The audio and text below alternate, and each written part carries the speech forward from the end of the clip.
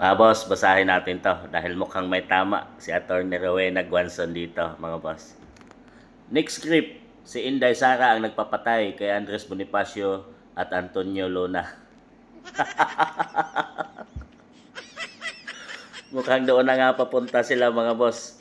Dahil sa dami ng kaso na isinampa nila dito kay BP Inday Sara ay halos maubos na yung lahat ng kaso at ibinibintang nila dito sa Vice President, mga boss.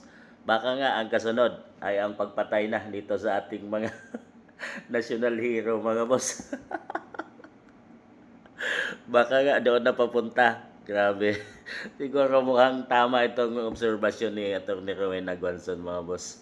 Dahil kung ano-ano na lang ang kasong isinasampa nila laban sa ating Vice President, mapigilan lang ang kanyang pagtakbo sa susunod na eleksyon 2028 bilang Pangulo ng ating bansang Pilipinas. Talagang makita mo kung ano yung pattern ng kalaban dahil target lang talaga nila na sampahan ng asamot-saring kaso ang mga Duterte.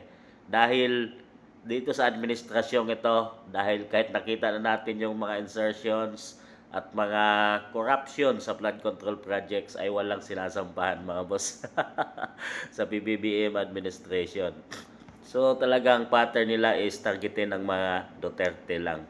So baka tama si Atty. Rowena Guanzon na doon na talaga papunta. Ang pagpatay kay Bonifacio at Luna ay dito na isasampa sa babaeng ito kay BP Inday Sara. Sa tingin niyo, mga boss?